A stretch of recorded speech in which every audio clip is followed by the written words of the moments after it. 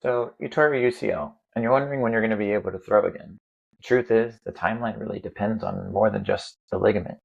Let me break it down what really matters in your recovery, so you don't waste time and you actually come back stronger.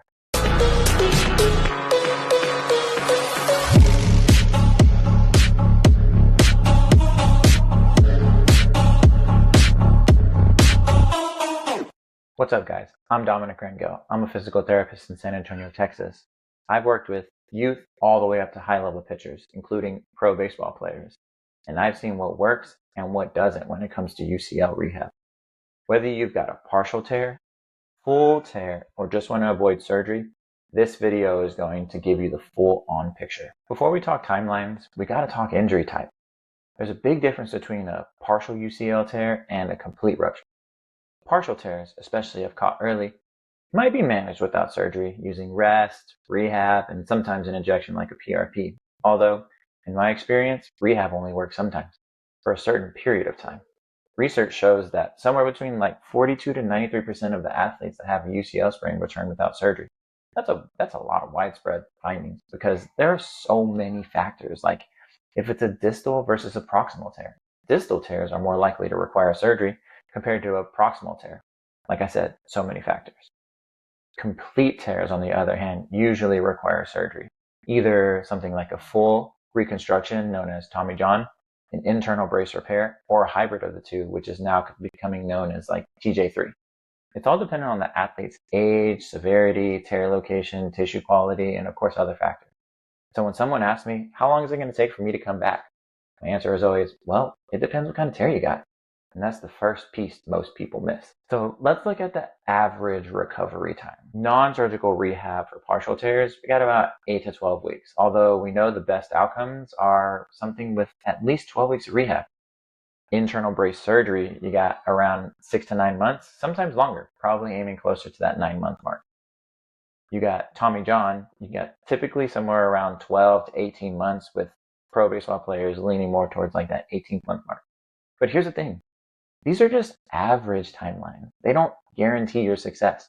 Rehab isn't about checking the calendar. It's about hitting milestones and your criteria. For example, there was a new research study in the MLB that showed only 3.9% of pitchers returned to their previous level at 1 year, 11.8% at 2 years, and 28.1% at 3 years. So, of course, let's try to avoid this surgery if at all possible. Let's talk about what really determines your recovery time. It's not just the surgery or rest. It's how does your body respond? How consistent are you with your rehab?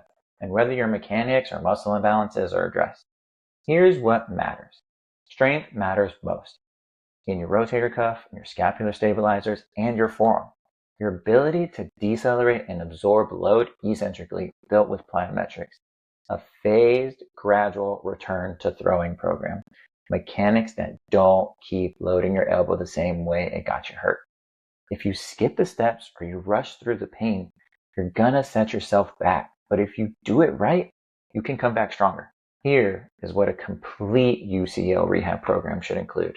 Not just stretching and band work. We're talking full kinetic chain strength.